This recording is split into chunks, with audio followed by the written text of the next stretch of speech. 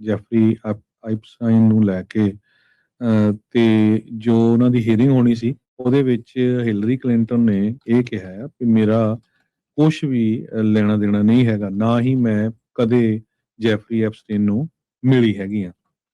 ਸੋ Jeffrey Epstein ਦਾ ਮਾਮਲਾ ਪੂਰੀ ਦੁਨੀਆ ਦੇ ਵਿੱਚ ਬਹੁਤ ਤੇਜ਼ੀ ਦੇ ਨਾਲ ਫੈਲ ਰਿਹਾ। ਕਈ ਮੁਲਕਾਂ ਦੇ ਹੈੱਡ ਵੀ ਜਿਹੜੇ ਆ ਉਹਨਾਂ ਨੂੰ ਰਿਜ਼ਾਈਨ ਕਰਨਾ ਪਿਆ। ਅੱਜ ਵੀ ਇੱਕ ਬਹੁਤ ਵੱਡੀ ਬੈਂਕ ਆ, ਉਹਦਾ ਜਿਹੜਾ CEO ਆ ਉਸ ਨੂੰ ਰਿਜ਼ਾਈਨ ਕਰਨਾ ਪਿਆ। ਹੁਣ ਫੋਟੋਆਂ ਪਤਾ ਨਹੀਂ ਕਿੱਥੋਂ ਲਿਆਂਦੀਆਂ, ਪਰ ਹਿਲਰੀ ਕਲਿੰਟਨ ਨੇ ਹੀਅਰਿੰਗ ਜਿਹੜੀ ਡੈਪੋਜੀਸ਼ਨ ਹੋਣੀ ਆ ਉਹਦੇ ਵਿੱਚ ਉਹਨਾਂ ਨੇ ਇਹ ਕਿਹਾ ਵੀ ਇਹ ਇੱਕ ਤਰ੍ਹਾਂ ਦੇ ਨਾਲ ਪੋਲੀਟੀਕਲ ਥੀਏਟਰ ਹੈਗਾ ਤੇ ਮੇਰਾ ਜਿਹੜਾ ਆ ਕਦੇ ਵੀ ਨਾ ਉਹਦੇ ਨਾਲ ਕੰਟੈਕਟ ਹੋਇਆ ਤੇ ਨਾ ਹੀ ਮੈਂ ਉਹਨੂੰ ਕਦੇ ਮਿਲੀ ਹੈਗੀ। ਜੀ, ਰਿਪਰੈਜ਼ੈਂਟੇਟਿਵ ਲਾਰਨ ਬੋਬਰਟ ਉਸਨੇ ਇਹ ਜਿਹੜੀ ਬਿਹਾਈਂਡ ਡੋਰ ਮੀਟਿੰਗ ਸੀਗੀ, ਇਹ ਜਿਹੜੀ ਡੈਪੋਜੀਸ਼ਨ ਸੀ ਜਿਸ ਵਿੱਚ ਇਸ ਨੂੰ ਸਵਾਲ ਜਵਾਬ ਕੀਤੇ ਜਿਹੜੇ ਉਹ ਜਾ ਰਹੇ ਸੀਗੇ, ਉਸ ਨੂੰ ਲੀਕ ਜਿਹੜਾ ਉਹ ਕਰ ਦਿੱਤਾ। ਉਸ ਤੋਂ ਬਾਅਦ ਦੇ ਵਿੱਚ ਹੌ ਹੱਲਾ ਜਿਹੜਾ ਉਹ ਖਾਸਾ ਇਸ ਦੇ ਵਿੱਚ ਪੈ ਗਿਆ ਆ ਤੇ ਹੁਣ ਜਿਹੜੇ ਡੈਮੋਕ੍ਰੇਟ ਪਾਰਟੀ ਵਾਲੇ ਉਹ ਕਹਿੰਦੇ ਵੀ ਲਾਰਨ ਬੋਬਰਟ ਦੇ ਉੱਤੇ ਇਸ ਦੀ ਕਾਰਵਾਈ ਕਰਨੀ ਜਿਹੜੀ ਉਹ ਚਾਹੀਦੀ ਹੈਗੀ ਆ। ਅਨਆਥੋਰਾਈਜ਼ਡ ਫੋਟੋ ਕਹਿੰਦੇ ਵੀ ਉਸਨੇ ਲੈ ਕੇ ਤੇ ਕੰਜ਼ਰਵੇਟਿਵ ਇੱਕ ਇਨਫਲੂਐਂਸਰ ਬੈਨੀ ਜੌਨਸਨ ਨੂੰ ਘੱਲ ਦਿੱਤੀ ਸੀਗੀ ਤੇ ਜਿਹੜੀ ਜੌਨਸਨ ਨੇ ਜਿਹੜੀ ਕਲੋਜ਼ ਡੋਰ ਪ੍ਰੋਸੀਡਿੰਗ ਆ ਉਸ ਨੂੰ ਐਕਸ ਦੇ ਉੱਤੇ ਜਿਹੜਾ ਉਹ ਪਾ ਦਿੱਤਾ ਸੀਗਾ। ਸੋ ਇਹ ਪੈਨਲ ਦੇ ਮੋਹਰੇ ਟੈਸਟੀਫਾਈ ਜਿਹੜੀ ਉਹ ਹਿਲਰੀ ਕਲਿੰਟਨ ਸਾਬਕਾ ਸੈਕਟਰੀ ਆਫ ਸਟੇਟ ਤੇ ਪ੍ਰੈਜ਼ੀਡੈਂਸ਼ੀਅਲ ਕੈਂਡੀਡੇਟ ਡੈਮੋਕ੍ਰੇਟ ਪਾਰਟੀ ਵੱਲੋਂ ਉਸ ਨੂੰ ਜਿਹੜਾ ਉਹ ਸਾਹਮਣਾ ਕਰਨਾ ਪਿਆ ਆ।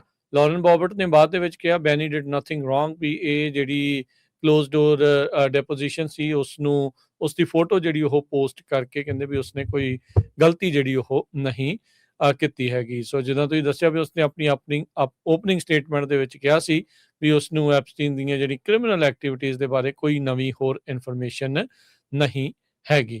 ਓਵਰਸਾਈਟ ਕਮੇਟੀ ਦੇ ਜਿਹੜੇ ਚੇਅਰਮੈਨ ਜੇਮਸ ਕੋਮਰ ਆ, ਉਹਨਾਂ ਨੇ ਗੱਲਬਾਤ ਕਰਦੇ ਹੋਏ ਜਿਹੜਾ ਉਹ ਆਖਿਆ, ਕਹਿੰਦੇ ਵੀ ਰਿਪਬਲਿਕਨਸ ਪਲਾਨ ਕਰ ਰਹੇ ਆ ਸਵਾਲ ਕਰਨ ਦੇ ਲਈ ਹਿਲਰੀ ਕਲਿੰਟਨ ਨੂੰ ਵੀ ਕਿਤੇ ਉਹ ਜਾਣਦੇ ਆ ਵੀ ਜਿਹੜਾ ਐਪਸਟੀਨ ਸੀਗਾ ਉਹ ਕਿਤੇ ਬਾਹਰਲੇ ਮੁਲਕ ਦੇ ਫੋਰਨ ਕੰਟਰੀ ਦੇ ਜਿਹੜੇ ਉਹ ਐਸਟ ਦੇ ਤੌਰ ਦੇ ਉੱਤੇ ਤਾਂ ਨਹੀਂ ਸੀ ਕੰਮ ਜਿਹੜਾ ਉਹ ਕਰ ਰਿਹਾ।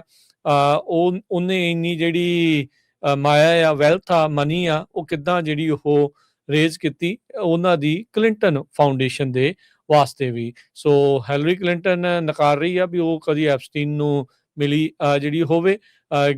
ਗੈਸਲੀਨ ਮੈਕਸਵੈਲ ਉਸ ਨੂੰ ਕਹਿੰਦੀ ਵੀ ਉਹ ਐਕੁਐਂਟਸ ਦੇ ਤੌਰ ਦੇ ਉੱਤੇ ਜ਼ਰੂਰ ਜਾਣਦੀ ਸੀਗੀ। ਉੱਦਾਂ ਜੇ ਦੱਸਦੇ ਜਾਈਏ ਤਾਂ ਜਿਹੜੀ ਗੈਸਲੀਨ ਮੈਕਸਵੈਲ ਆ ਉਸਨੇ ਪਹਿਲਾਂ ਹੀ ਕਾਂਗਰੈਸ਼ਨਲ ਡੈਪੋਜੀਸ਼ਨ ਦੇ ਵਿੱਚ 5th ਅਮੈਂਡਮੈਂਟ ਨੂੰ ਪਲੀ ਕੀਤਾ ਹੈ, ਪਲੈਡ ਦਾ 5th।